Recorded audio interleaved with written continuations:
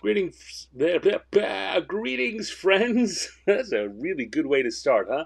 Greetings, friends. Your cartoonist pal, Stan, here with another episode of Random Encounters, the show where I use table. Well,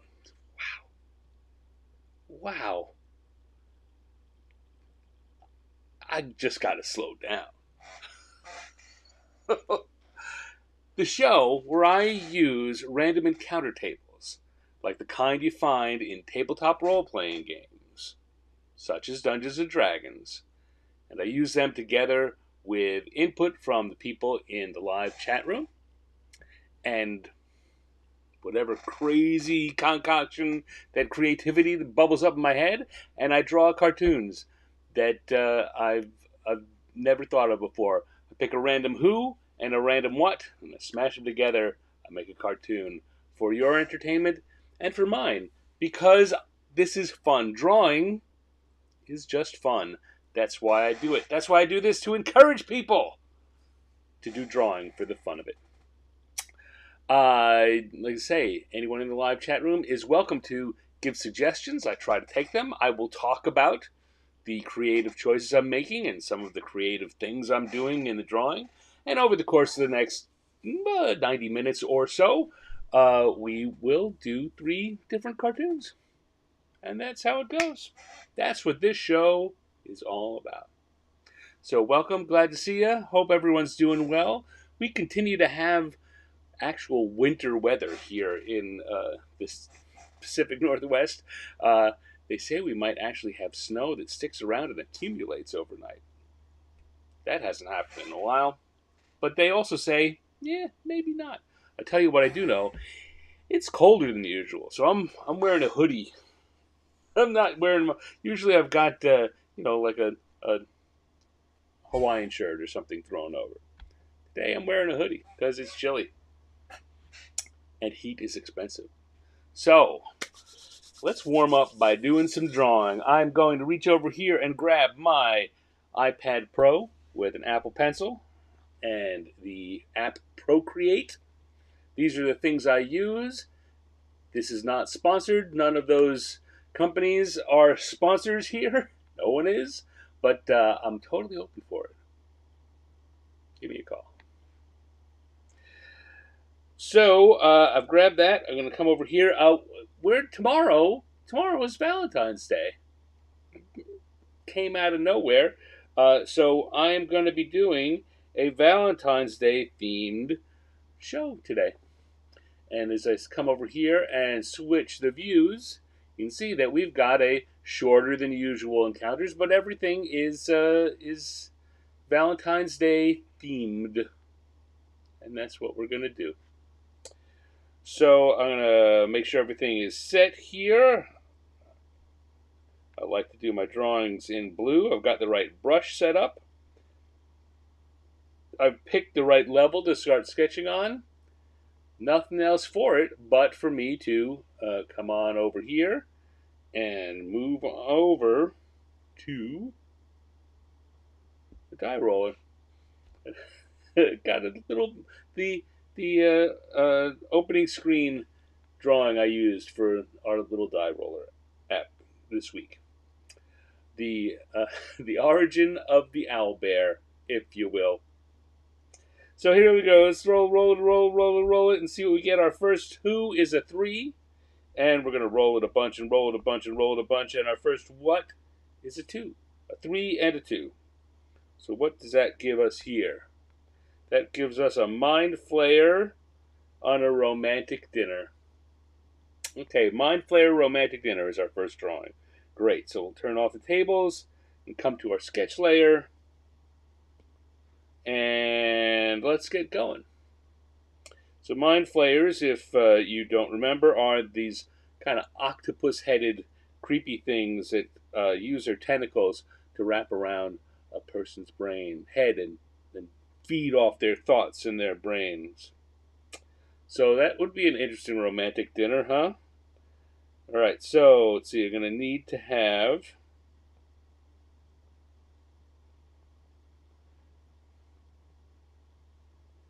two mind flayers and a dinner. which is going to be someone's head.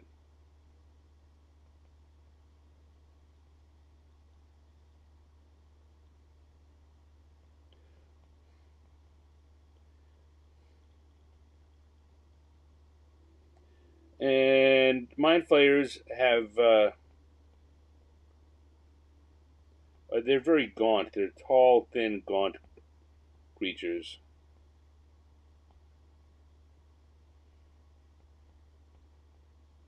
I think this is probably going to be their waiter that they're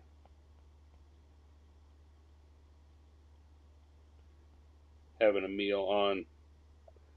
Let's move that up a little.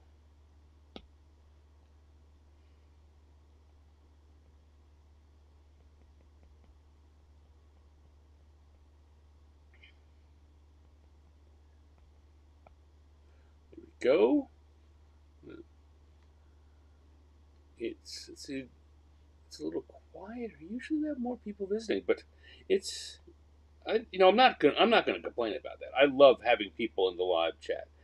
Some nights are busier than others. Tonight's seeming a little slow, but that's all right. With the beauty of um, the internet, people can come and watch this later.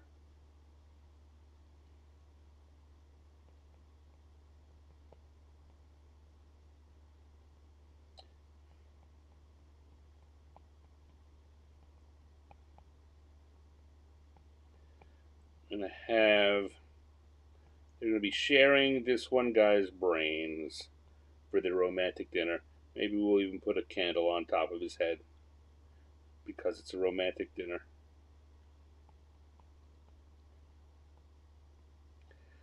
I'm looking at this and I'm thinking I would love to show them holding hands, but I put their hands right behind the guy's head, so I'd have to really change things around for that. I can show them reaching out. Hello, Dave Lemon. Good to see you. Good to see you. How are you doing tonight?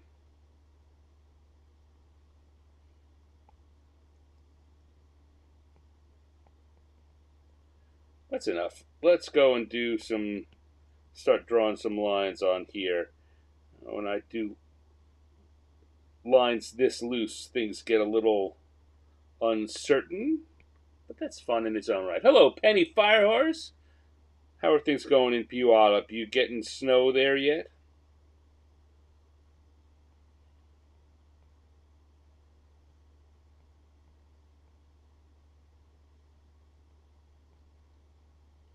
I was saying at the top of this show how we are having actual winter weather still, and they're predicting snow that might accumulate this evening into tomorrow.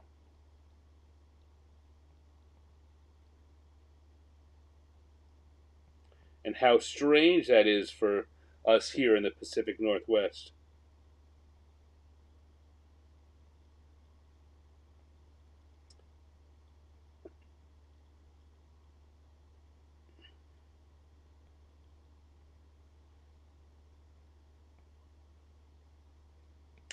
Tell you what I might want to do here. I think I might want to have our Mind Flayer's eyes be black with white. Oop, that's what I was afraid of.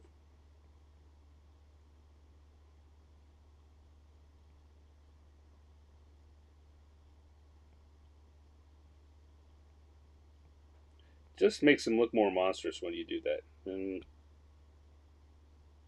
you got to be careful when you're doing digital drawing and you're filling spaces in that you complete all the lines.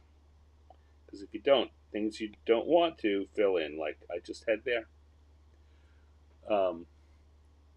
You're the Puyallup Night Market. Oh, how's that going?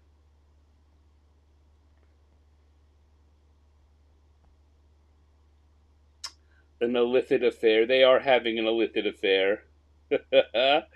Okay, now for those of you who didn't know what mind flayers are, you won't know that the other name for a mind flayer in D&D is illicit, and therefore making the pun that Dave just shared with us. And Dave knows how much I love a pun.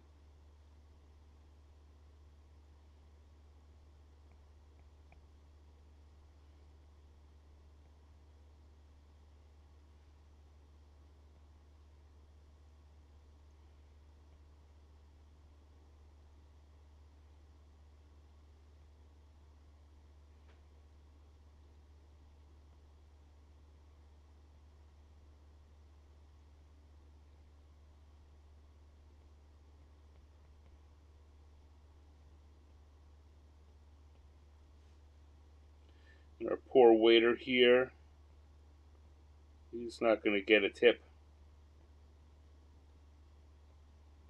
His tip is going to be in a brain jar. If he's lucky. We're going to have him actually be drooling.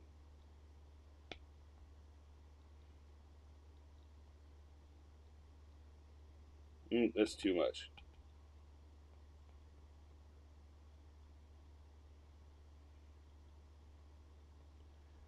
Okay.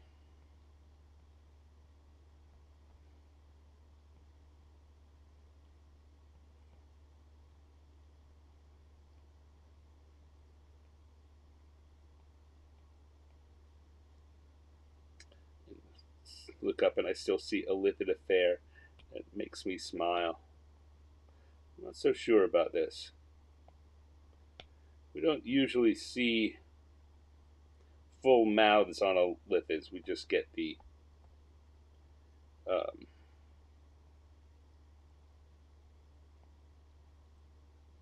the tentacles covering where a mouth would be. They've also got very spindly hands. They're long and thin and kind of creepy looking aurolithids.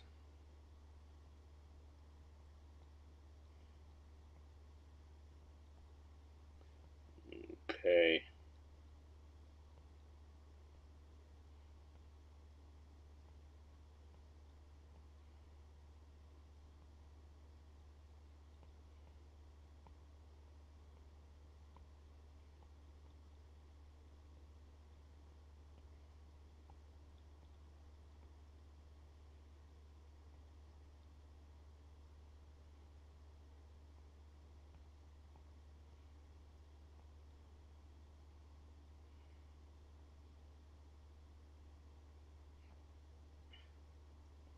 Hopefully this waiter didn't have too many other tables.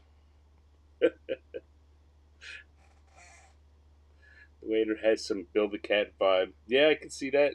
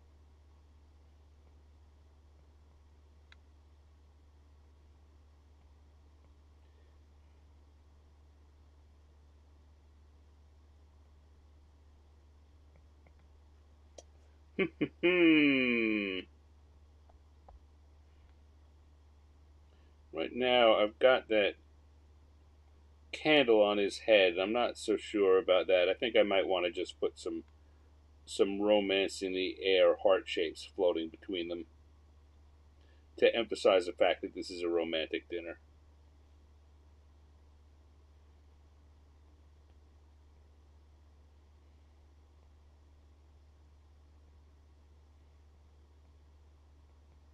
That's my plan. All right, this is happening. This come together pretty quickly here, which is okay. Let me turn off the sketch layer and see how that looks. Use a little more detail. Couple of stray lines that I don't want.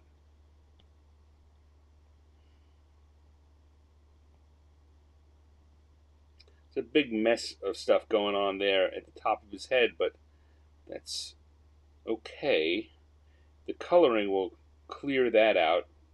The parts that are tentacles and the parts that are hair will just show up. There are times when you do just, you don't want to make lines for everything, because then they become, that's like when I look at something and I say it's just too much to look at. Too many lines will draw the eye and confuse the viewer.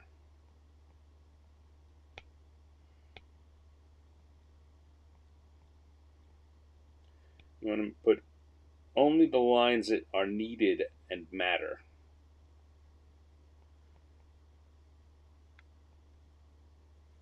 And communicate your idea clearly. All right, so I think I'll do the hearts just in color without a black line around them. Okay, so we're going to come here, we're going to change over to our gloaming brush, which allows me to do the crayon-y slash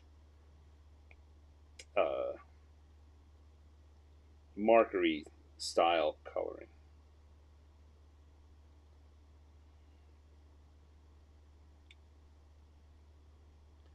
It's the kind of thing that folks can, and I do that, let's say, because it then makes it easier for you to maybe reproduce what I'm doing in a if you're doing your own drawings with crayons or markers, and you use the same technique, it should work out. All right, I'm gonna give her a, I'm gonna make one of them purplish and one of them greenish. I suppose I'm running the risk of making it seem like this is a gender-based decision, but it's really more of a clarity that we've got two separate creatures here. I don't know. Maybe in my head I am doing it gender-wise, and I don't want to think of it that way. But I was looking at it and thinking, if they're the same color, it's just not going to be as clear, particularly there on the head, about what's going on. As I said, I'm counting on the coloring to do a lot of the heavy lifting of showing what's going on there in the center.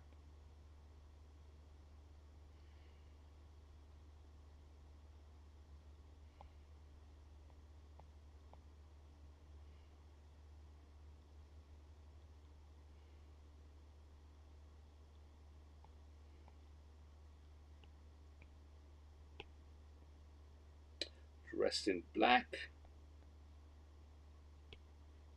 Maybe we'll give her a more purple-based, dark blue, purple-based outfit.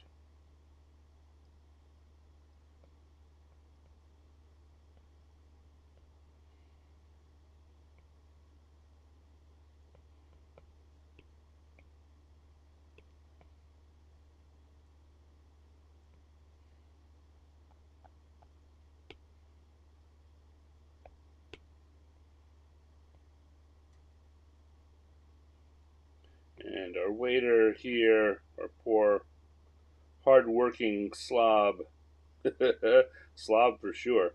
Oh,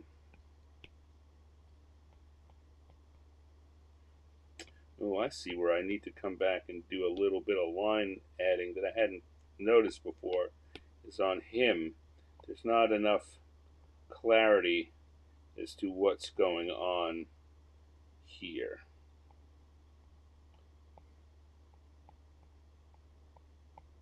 There we go.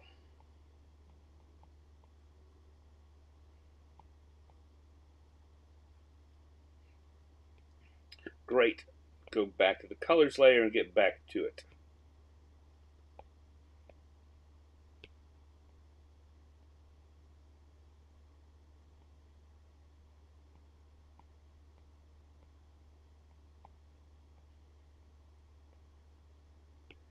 And let's see what color. Give him a brownish hair.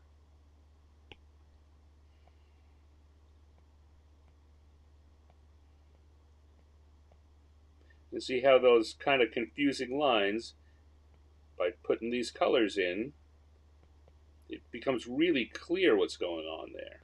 Whereas when it was just the lines, it was a little confusing. I've chosen, in that case, it was in some cases, I come back in here and I'm trying to put lines in to make it clear. In that case, I was not using the lines to make it clear. I'm using the colors to make it clear. Okay, we're going to give him black lapel and a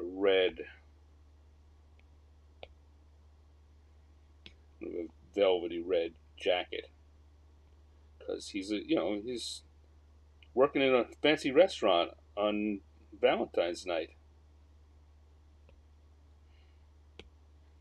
And then I want to come in here with kind of an off white for the eyes to show that he's not only are his eyes open, he's kind of glassy eyed. And here's the other thing I'm going to do. I'm trying to pick the right color, but I'm going to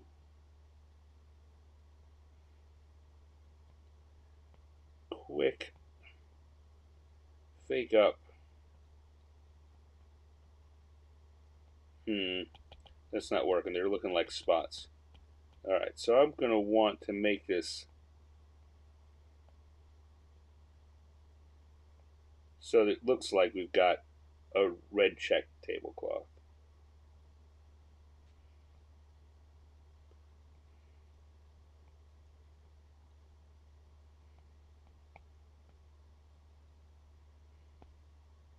Like so.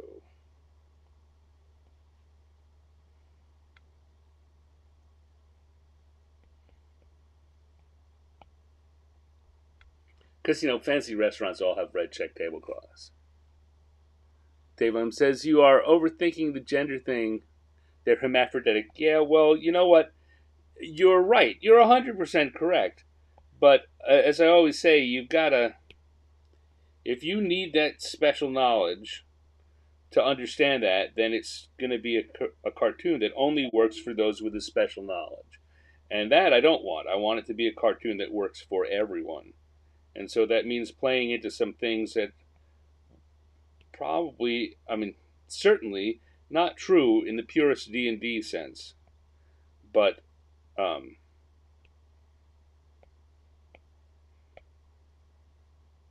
will help play to the natural assumptions of a more generic audience.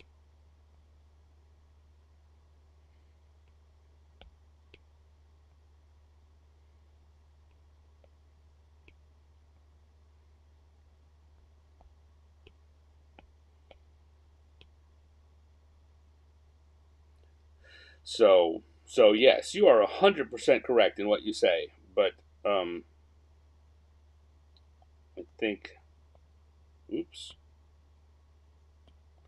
think that it's in this case, because of who I see the audience as,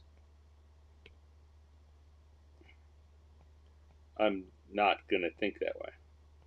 You see that, it's the kind of thing that comes up a lot in creative works, movies and TV shows too, where if you know too much, and you know what, I've seen it come up in tabletop games a lot, role-playing games a lot too, where if you know too much, if you know a lot about the subject, you will find places where it's wrong, and it will bother you because you have this specific knowledge. But if you're writing for a general audience, you need to play to the knowledge they have. If you need specific knowledge, then you have to provide it for them. And if there are specific things that they tend to get wrong, unless you want to explain it to them, you got to go with what your audience is going to bring to the table. As I do often say, you don't want things to draw attention to themselves for the wrong reason. And if you have some kind of factoid or undercurrent or uh, perspective or unexplained activity that the average person won't be able to decipher without specialized information, well, then that's a problem. And from my perspective, well, I mean, you need to decide: is it more important that it be right, or is it more important that the piece that you're working on be easily consumed by the audience? And I most often will hedge my bets on that second version.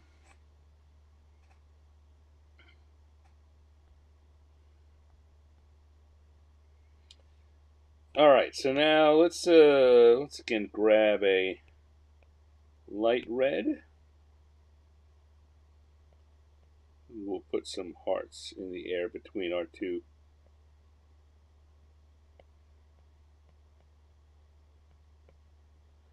Lovebirds. We'll also do some in a pink.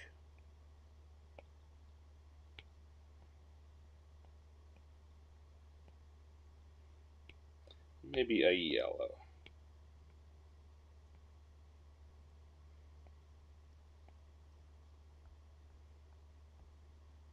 There we go. That's looking pretty good. I'll go back to my lines layer and my inking brush, and we can put a stand down here under her chair and say that we have Mind Flayers having a romantic dinner. Yeah, he's on his way to Bill Murray's table with that drink. Yeah.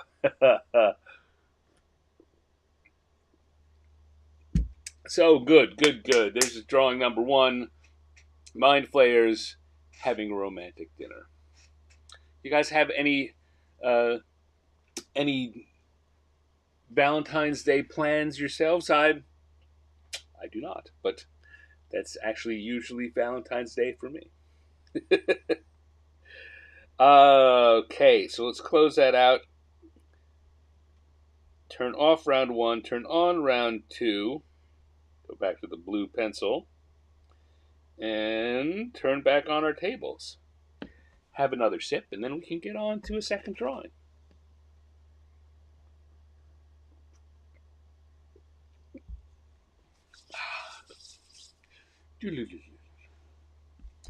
That is kind of mind flayery, like. Mind Flayers having a romantic dinner. That was our first drawing. Let's go see what our second drawing is. I'm going to pop back over to the die roller, and we'll come up with another who and another what. So let's do a bunch of rolling, and one. One is our next who, and rolling. One is also our next what. This is about to repeat, so I gave it a second roll. So let's see, that is going to be a dwarf and Cupid's arrow. Now there's one I left open. Hello, Joseph Wolf. Valentine's Day is your anniversary. Well, happy anniversary. That is very romantic. Knocking off work and then spending the day in your jammies and hanging out. Sounds like a good plan to me. I hope you guys have a romantic, lovely Valentine's Day. All right, so we've got Dwarf Cupid's arrow. There's some interpretation to be done here. Now, it could be Cupid, a dwarf as Cupid, instead of the normal cherub. We could have Cupid be a dwarf. It could be a dwarf being shot by Cupid's arrow. Could be a dwarf defending himself from Cupid's arrow. I don't know. You guys have any thoughts on this? My first thought is to do the Cupid as dwarf. So, could be a backbiter arrow. Could be. And so Cupid usually we've got a little cherub in a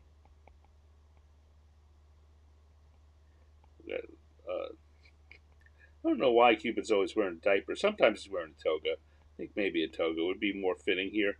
And it's usually a nice curly-headed cherub.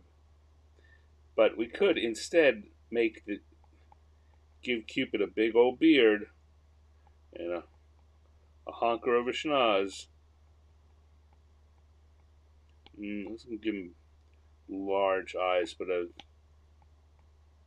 think, and maybe a gruff kind of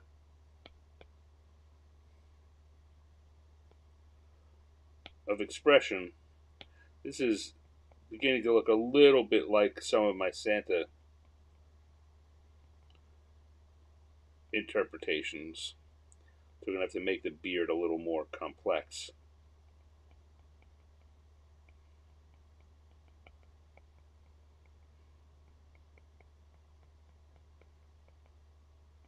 Give him a bigger belly.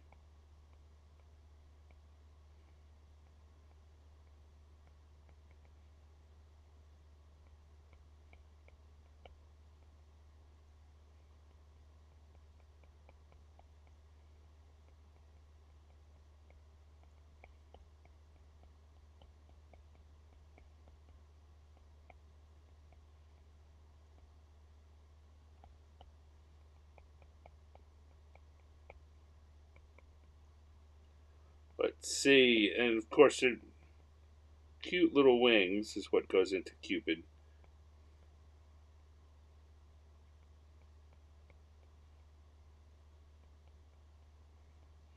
We could give, instead of the bow and arrow, our dwarven Cupid could have a big love hammer or love axe.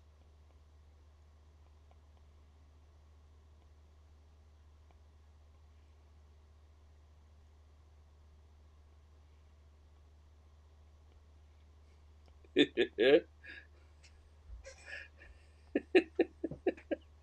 do like that.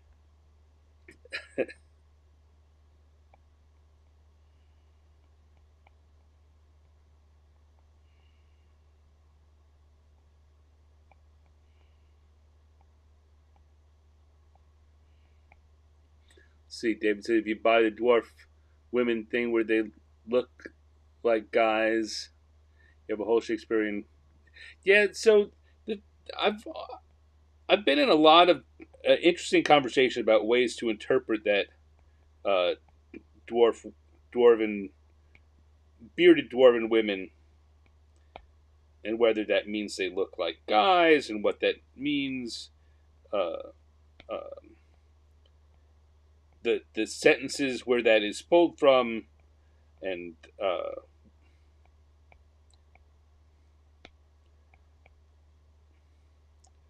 it's problematic on a lot of levels, and a lot of the interpretations that have been done for it are pretty. Um, I don't know. Misogynistic is not the right word, but they're very heteronormative in their idea of what's funny about it and how to interpret it in a way that is not as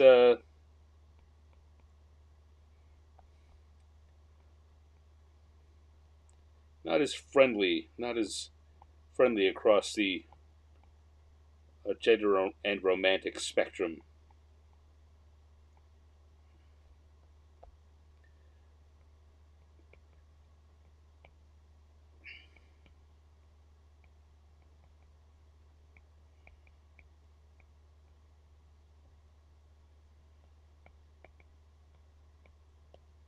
All right, I like the look of that. In fact, I've done much heavier lines than I often do. So let's go into doing finish lines.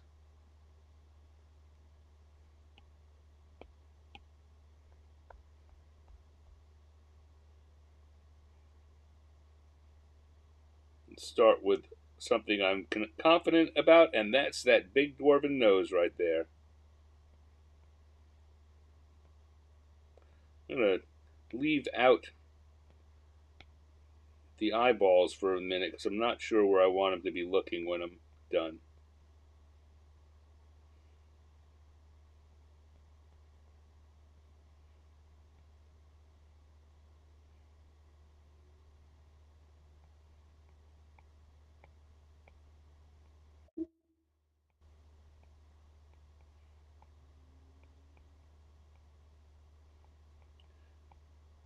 going to have the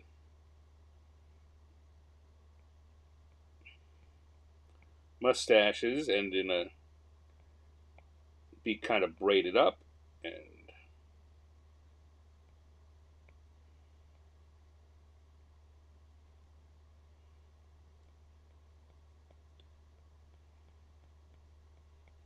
the beard have a little more raggediness than what I do when I'm doing a Santa drawing. I was going to get a little more complicated than that, but I realized that with the hands and the hammer being right down there too, I don't want to get, again, I don't want to get too busy in this area because I want it to be clear what's going on in this area.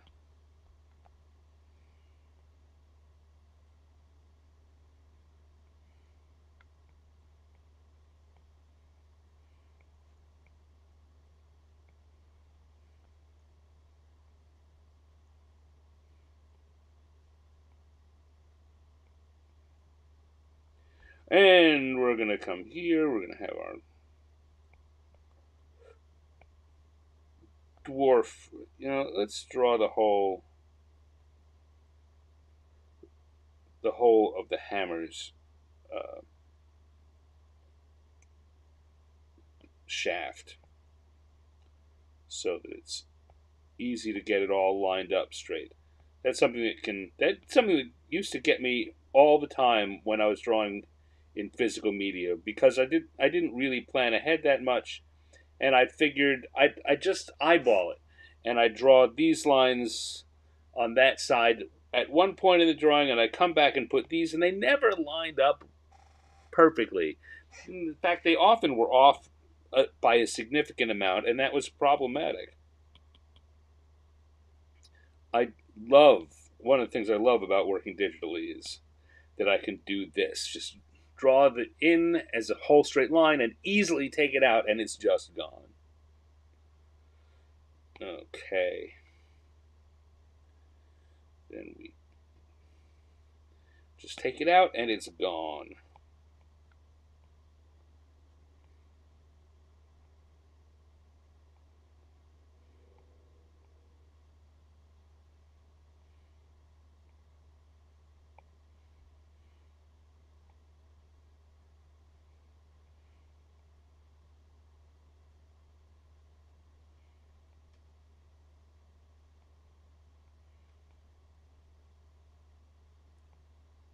If you want to do cartooning or drawing of your own, just in general, one of the best things you can do for yourself in your doodling, just kind of drawing for no particular purpose, just for fun time, is to play around with three-dimensional shapes like that hammer, right? Just learning to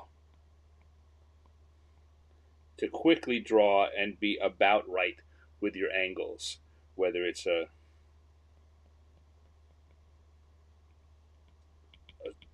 square, a brick thing, or a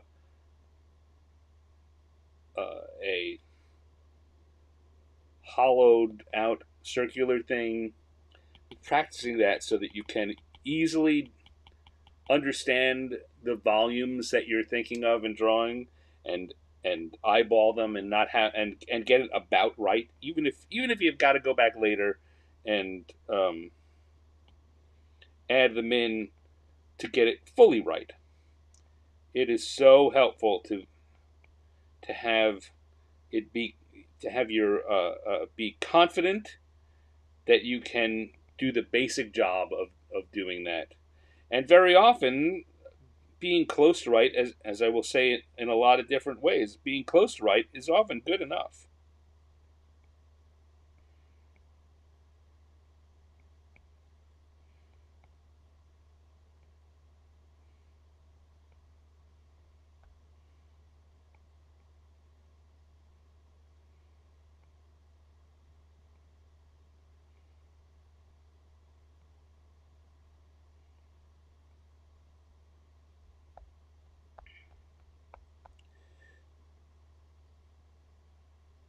If you get familiar with that, it will make it easier not just to do the regular stuff, but like there, I wanted that heart. A heart is usually a roughly symmetrical thing, but if you're looking at it at an angle, you've got to know how to make it work, and in order to how you need to bend it and shorten it. Like this heart is not. This heart here is not symmetrical because I'm thinking about it being on that off plane on top of the hammer.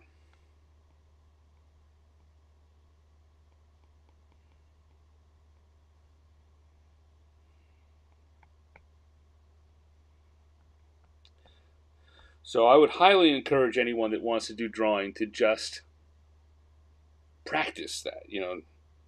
For no fill up a page of drawings of of cubes and squares and rotate them around.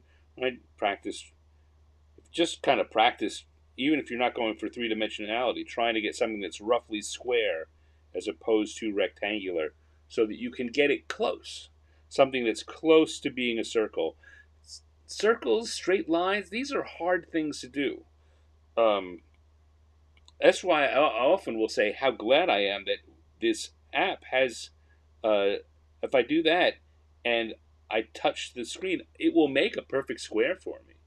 If I draw a roughly circular thing, it'll make it into an oval or a perfect circle. Man, that is so useful. But it's very useful for me to be able to, on my own, get it close. Get it close to being a circle. Close. Not really. I wouldn't be happy with that, but there we go. That's close to being a circle. It helps you. It helps you in so many ways. All right, so there we go. That is looking good. I'm going to turn off the sketch layer and look at our lines, see what we've got here. I was afraid of that. I was very quick on this. Those underlines, those blue lines, were adding a lot of feeling to this. So I'm going to come in and add some more little details in.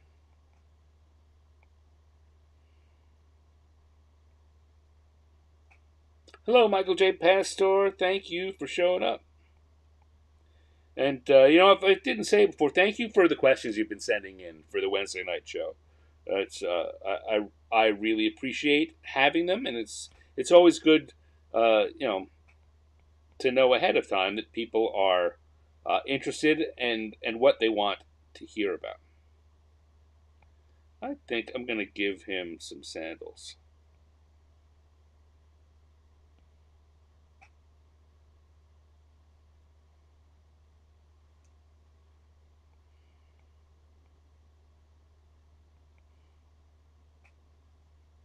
This knuckle isn't working. It's not that it was right or wrong. It just was confusing.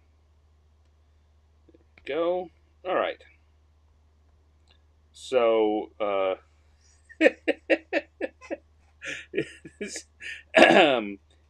he's cracking me up. This Dwarf Cupid. I think this is my Cupid. This is a Cupid that's been looking after me for years, scaring people away. All right, so let's grab our gloaming brush, and we'll start putting in some colors. We're on the color layer. Yes, we're on the color layer. Good.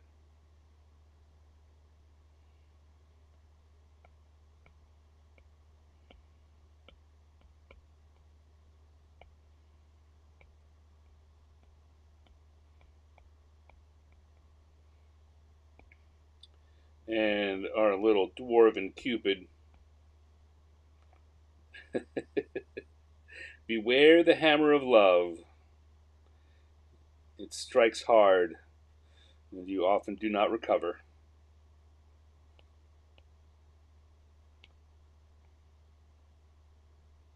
That is a pretty cynical statement. I rather like getting smashed by the hammer of love. Hasn't happened for me in a while. I've been smashed hard. I earned, as Dave Lemon would say, I earned my hat on more than one occasion. but I'd take a hammer hit again. But it does look a little scary. That's a little too dark. I want this to seem golden.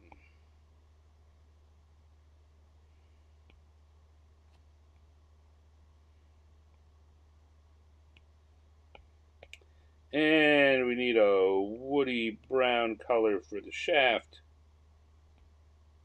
And a gray. Let's see.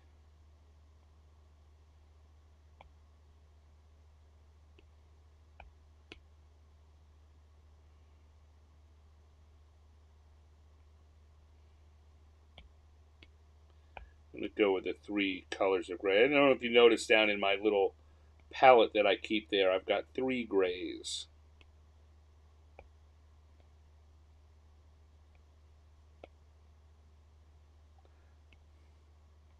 I most often use those. Well, I keep those particular grays because I like to use them if I'm doing something in black and white. Those are the grays I'll usually use.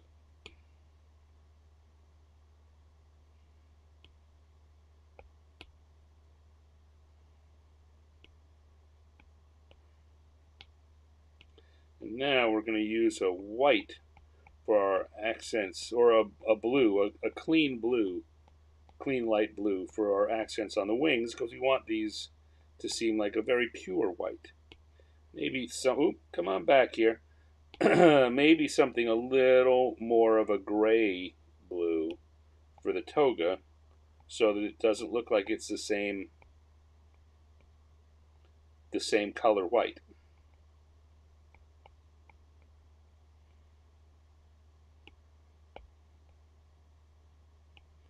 And then a brown for the sandals.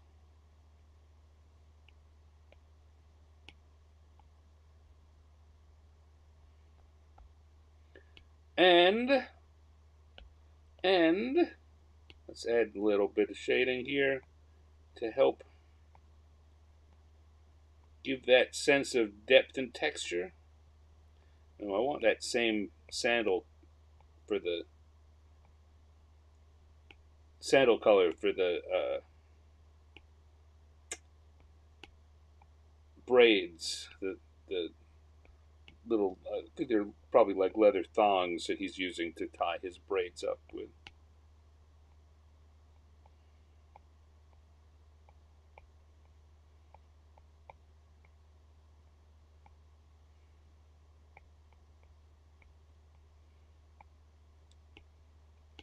And then we need something for his shadowing on his skin.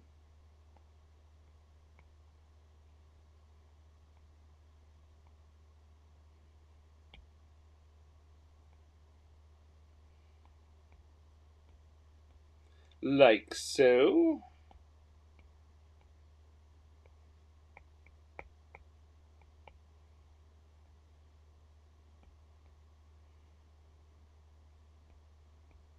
Let's see where I didn't finish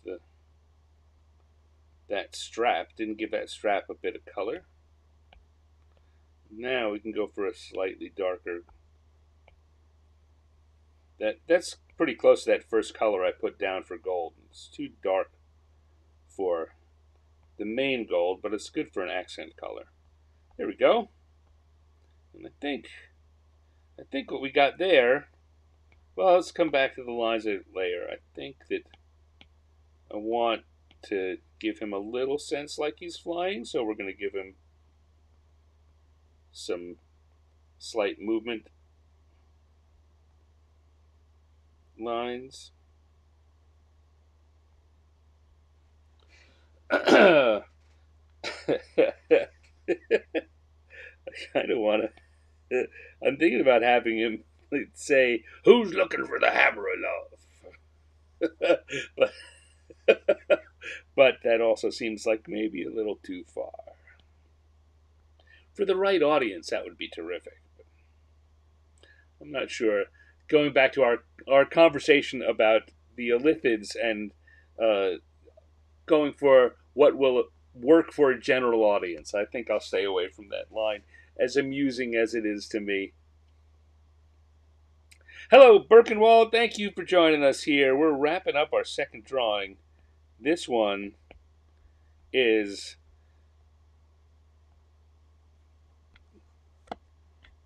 Dwarf Cupid.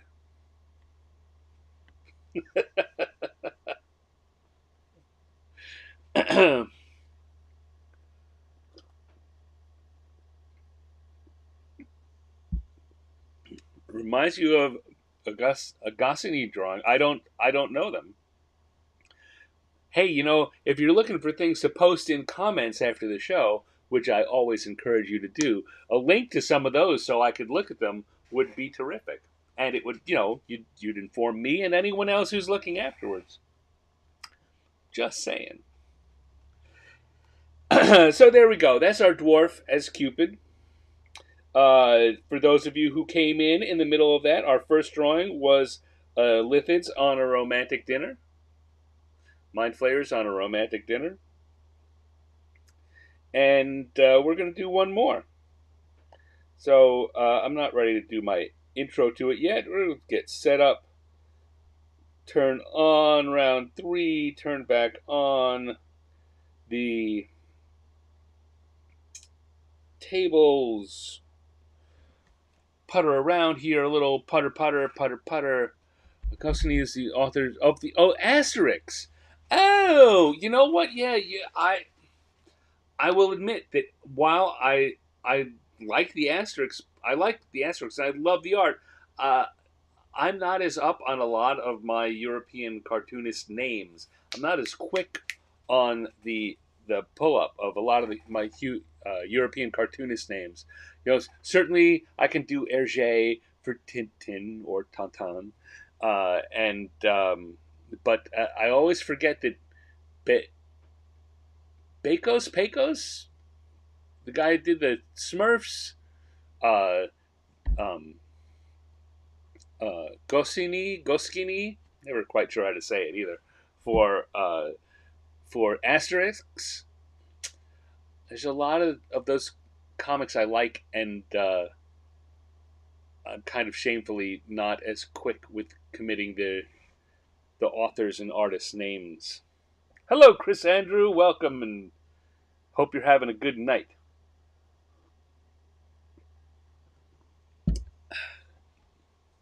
Yeah, I can. You know what? Now I want to turn that back on and think. Now that I know who you're talking about,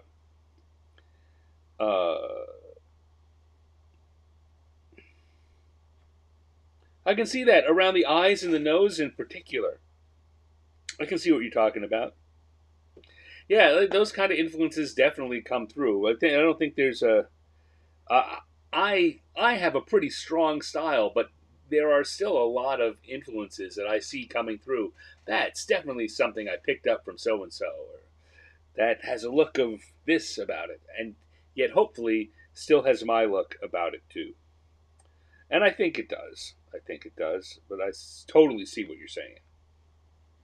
I'll tell you what. When I was first getting started, back in the early mid '80s, a lot of people looked at what I was drawing and said that it looked a lot like Phil Folio, and I was a fan of his work, and I could definitely see the parallels. I didn't think that they looked the same, but I could see the parallels, and I took that as a compliment. As I went along, people continued to say that. It began to bug me a little bit. It looks like just like Phil Folio. Is that based on a folio? No, it's mine. And then as I went along, and I could definitely see, while we are in the same broad style, our stuff is not interchangeable, and particularly pieces that I thought, or someone would come in and say that looks like a folio, and it really didn't at all to me. Certainly, it did to them. I can't. You can't argue. It's a part of where my perspective of you've got to let the audience have their interpretation of it, and you need to do in your drawing, put stuff so that the audience will see what you want to see in it. Came out of that period. There was certainly a period where I actually found it a little frustrating when I was beginning to get more established. I certainly had some things published, and I had an audience that was aware of me. And I would still show it, and people would say, "That's a Phil Foley." I was like, "No, it's a Stan." Oh, I've chilled out a little.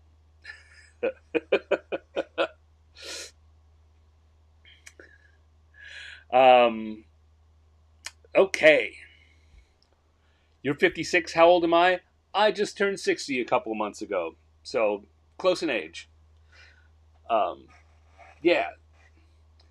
So I don't know. I mean, there are times when I see one of those parallels come out, and it feels good to me. And there are times when I see one of those parallels come out, and I wonder, am I just pulling someone else's stuff rather than having an independent thought of my own?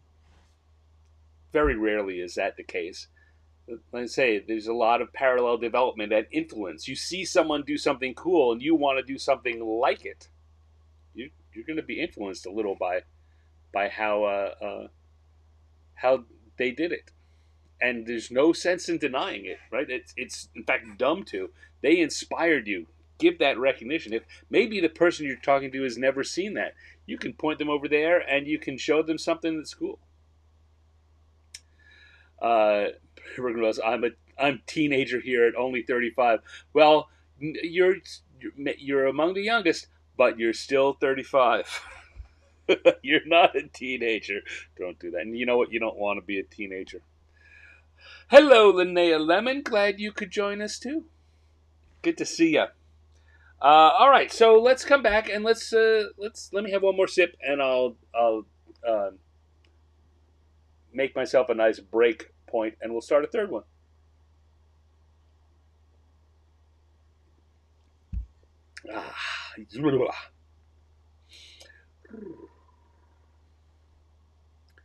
Two drawings in, we're going to do one more. We had ourselves a dwarf.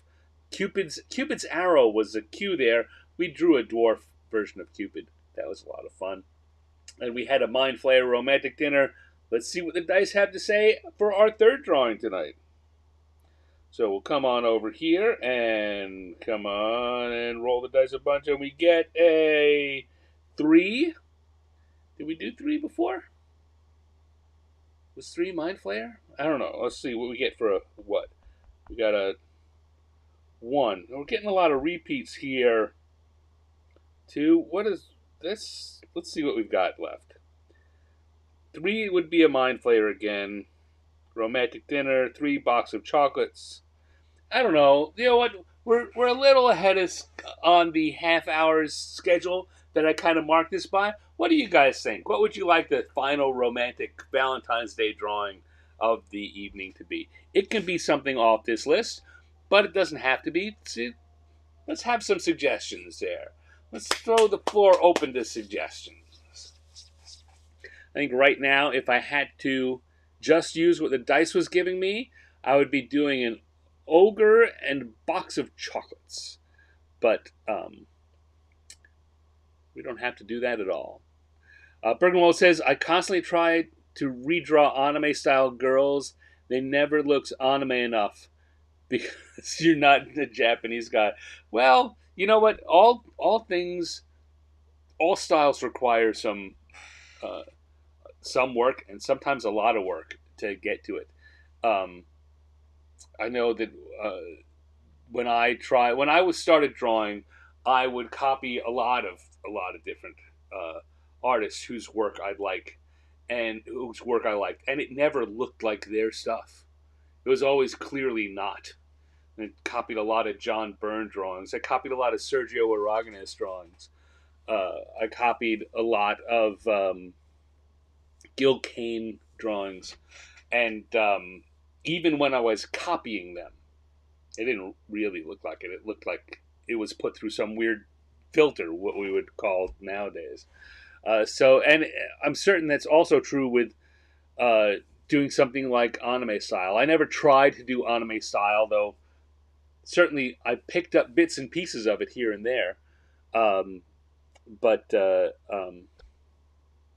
and I think you can see that actually in a lot of the anime style, uh, anime influenced work done by American and European cartoonists. Almost never looks like it's actually done by Japanese anime artists. And a lot of that has to do with the artists that were influences at your early stage, that your base artistic vision, your base artistic style, you're applying that anime thing on top of it. Even if it's not fully developed, you've got it. You've got it if you've been drawing. So, yeah, it doesn't surprise me that you would say that it never looks anime enough. I find even the really good, and there are a bunch of really good American and European uh, um, people who draw anime style. Never they never look enough to really convince me that they are manga, that they're from Japan, and you can see the difference between the different Asian cartoonist styles. The Japanese and the Korean uh, uh, cartoons are very similar, but also distinct in some ways. And certainly the Hong Kong and Chinese and Taiwanese artists all have their own little uh, stylistic flourishes, things that market, and you usually can tell if you are a reader who's read enough of them. You usually can look at them and have a pretty good idea of telling what country, what large zone of artistic influence is the artist comes out of. All right, let's see what we got. Two-headed and Ettin birthday cakes. Two birthday cakes for you and Chris. Uh, um, Michael Pastor says Hearts loves Gil Kane. Yeah, Gil Kane was fantastic. I miss him. I miss him a lot. Um, Linnea gives a thumbs up for the two-headed thing. Uh, Ogre looking for a green scented chocolates. All right. So we got here.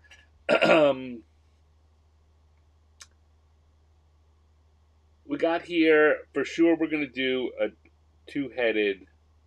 I don't know. Did I do a blue blah blah before? I think I did. I think I did. Anyway, in case I didn't, this can be a good break. Uh, so we've had a little conversation here. The dice did not speak to us clearly, but that's all right. We're going to play. We're going to play along at home. We're going to come to the sketch layer. We're going to turn back on everything the way we want it to be, and we're going to have um, some kind of Ettin, two-headed giant.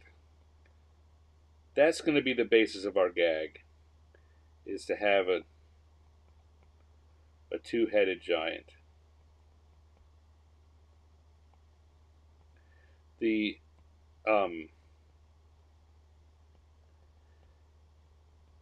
the anatomy on a two-headed giant is always difficult for me. I struggle with how to make the necks and the collars and the shoulders work well together.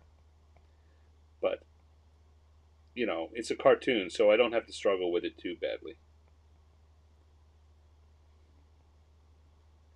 Um,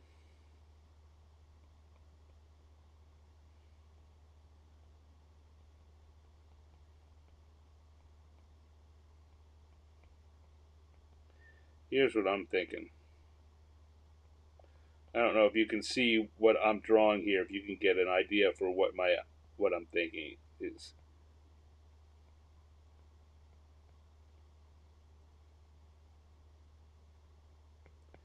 But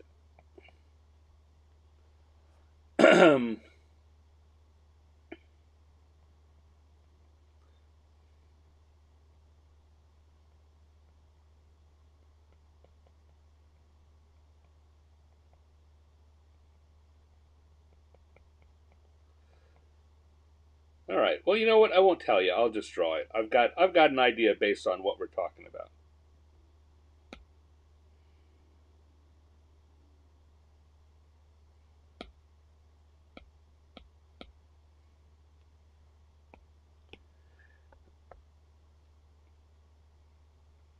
And I'm gonna go to the lines layer. I'm just gonna draw off here, and you can see we'll try and pull it together pretty quickly.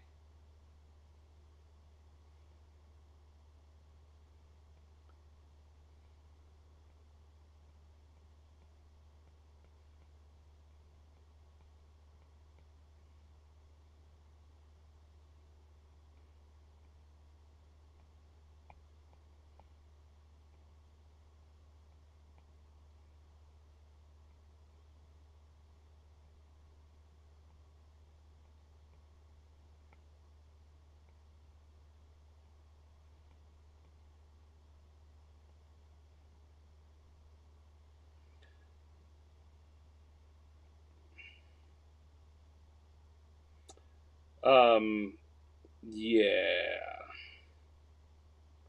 Sorry, I lost my speaking out loud train of thought for a second there.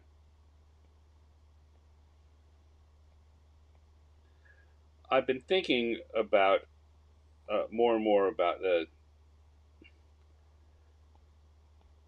about how permutations of this show might go. Right. So right now, fallen into a very comfortable style of show where we're doing three drawings over the course of an hour and a half.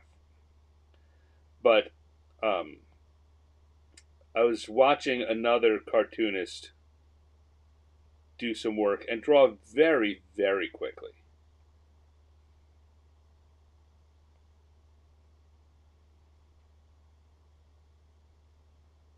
And I was thinking, you know what? If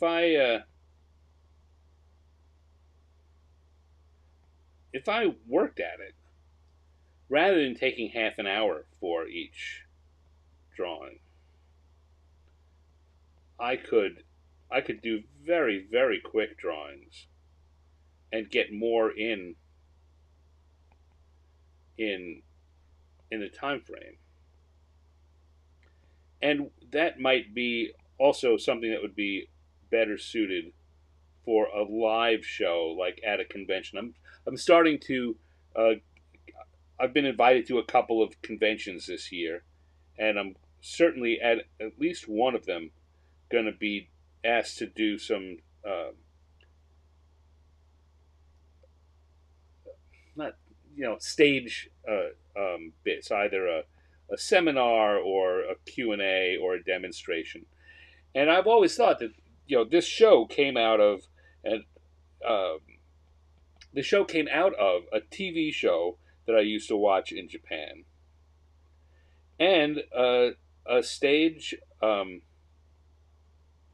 event that several cartoonists used to put on at um, San Diego Comic Con every year. And the so this style that we're doing is very similar to what would go on the TV show I used to watch in Japan. But the the stage show is much more about doing several things, like four or five or six different things over the course of an hour or hour and a half, and that would mean solving the problems or very quickly, and maybe making them less about um, about coming up with a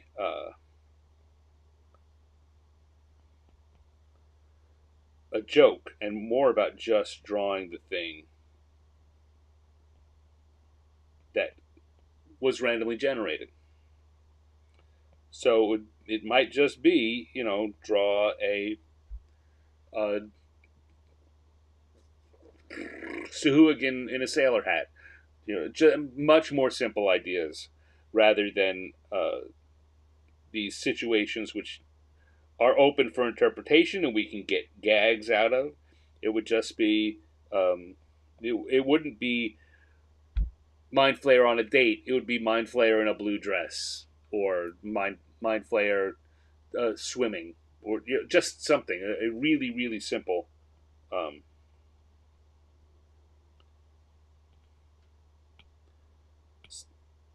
descriptor.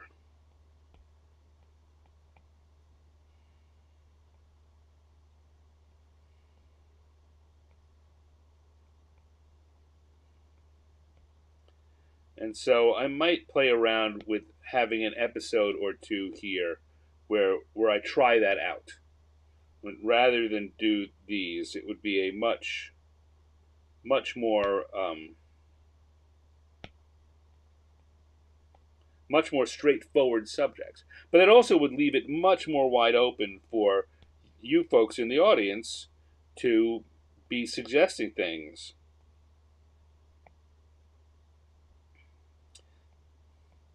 This is an Ettin who's having a romantic day with himself. um,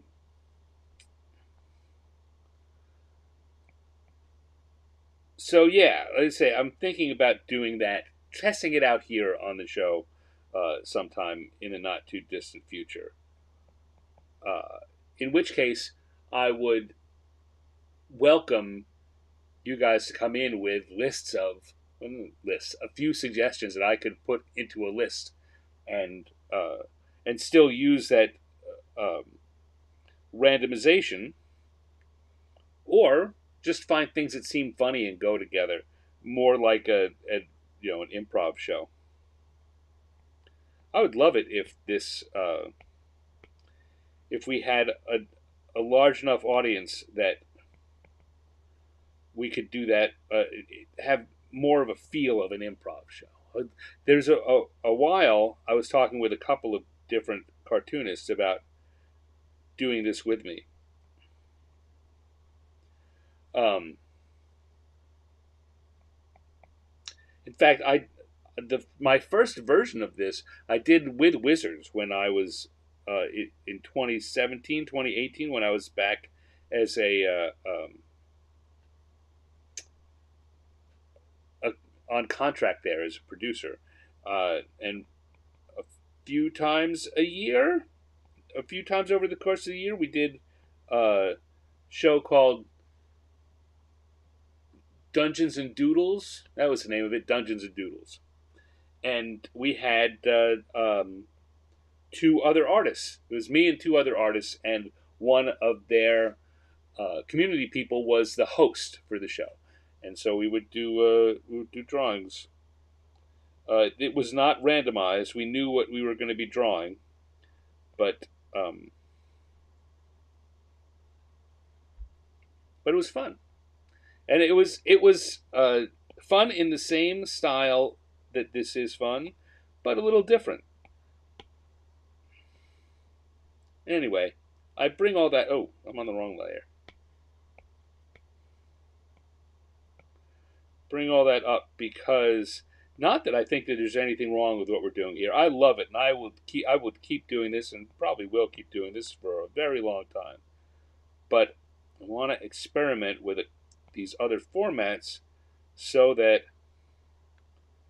I can use them, particularly at conventions or at live shows, live in-person shows, as opposed to these live online shows.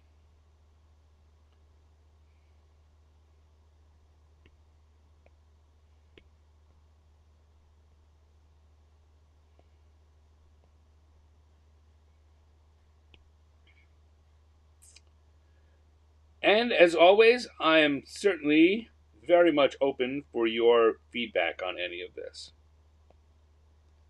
You guys have been awesome showing up here and watching. I value your opinion. Which, of course, doesn't mean I'm going to do everything you say, but I value your opinion.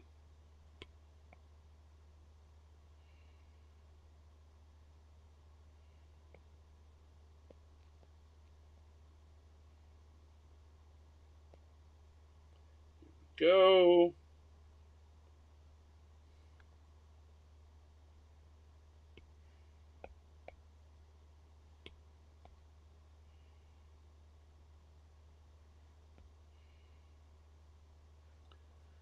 And let's see.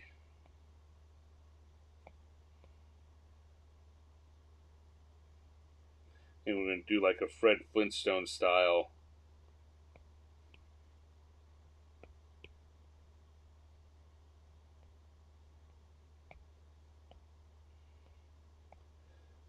Orange with brown spots.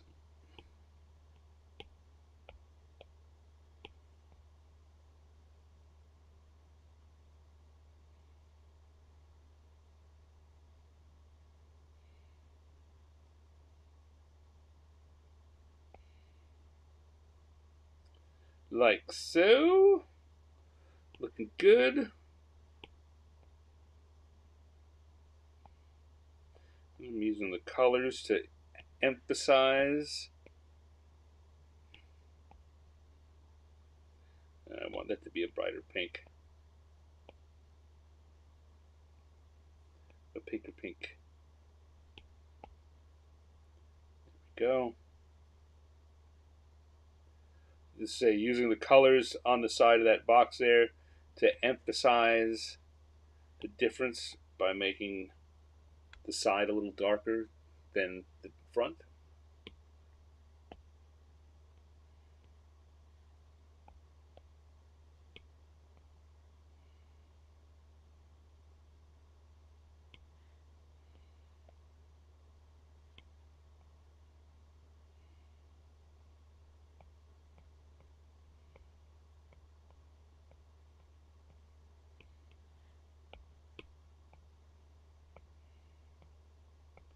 Look at that. What a nice. One brings some chocolate, the other brings some flowers. And have a nice date. Good date night.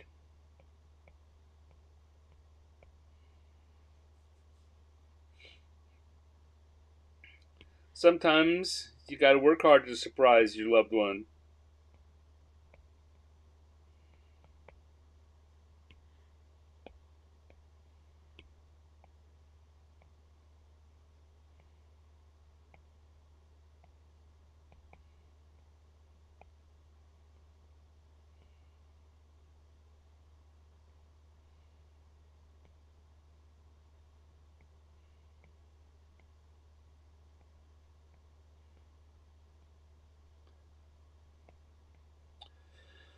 So la. Stan, you should hit up Joe Waz of Cartoon Academy sometime. He was the creator of the Toonseum of Animation here in Pittsburgh. Okay. I do not know this person, which, probably says more about me than him. Um, if you like these kinds of things, the folks that do Comic Lab podcast have started another thing called um,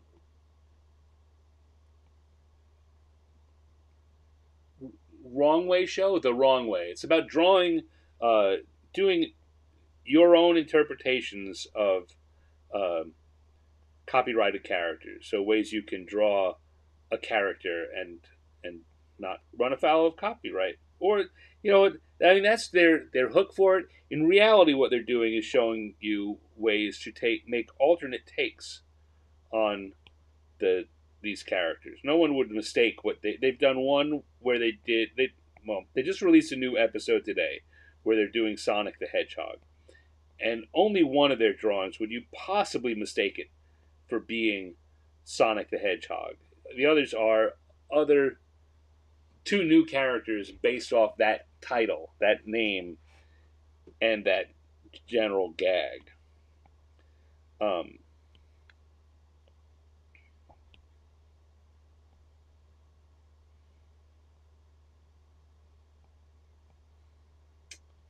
but it's a lot of fun. They're drawing and they're chatting with each other. It's kind of like this in that there's a creative challenge set before them, and they're talking while they're doing it, and it's a lot of fun. You should check it out. It's really what I'm saying is you should check it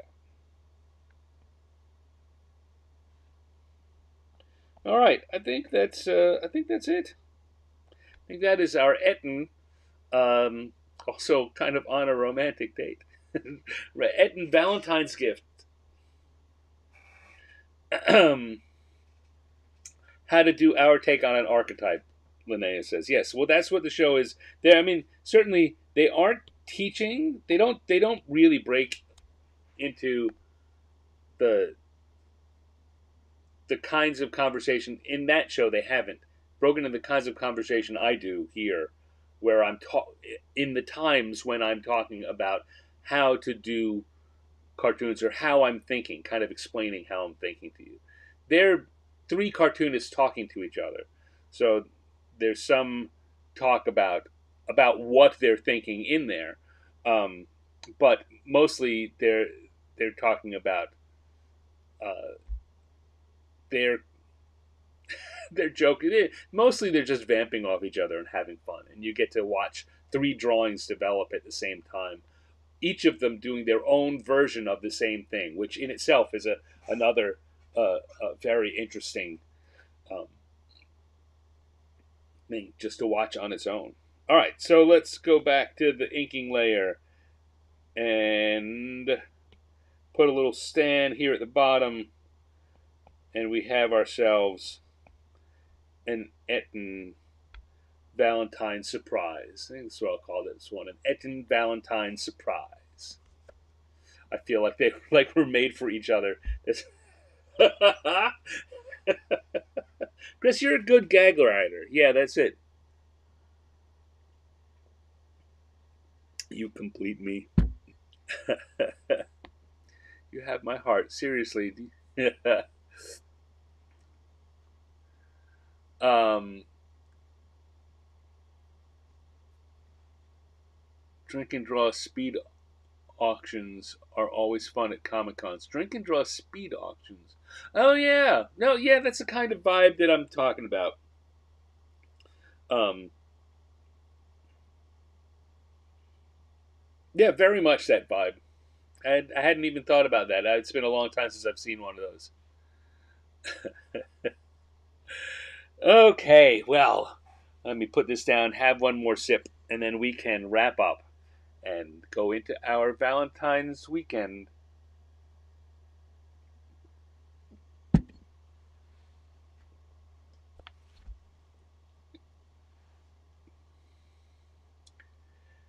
We got ourselves an Ettin with a Valentine surprise. That was our third drawing for tonight. Our second one was a Dwarf Cupid. He's very mean. And our first one, of course, was Mind Flayers on a romantic dinner. And that, my friends, has been our holiday version, our Valentine's Day special for random encounters. So sometimes it's weird. This happens to me a fair bit. Where this show in particular, I forget the title. What did I call it again? Oh yeah, random encounters.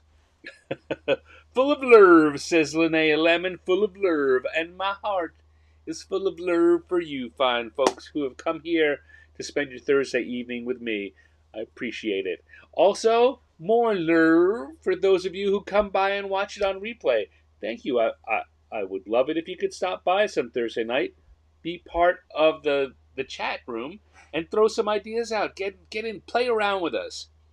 And if you can't do that, or you don't want to, which also is fine, I hope that you are grabbing some kind of pen and paper or electronic drawing instrument like the kind I'm using, or whatever kind you like, and you do some drawing of your own.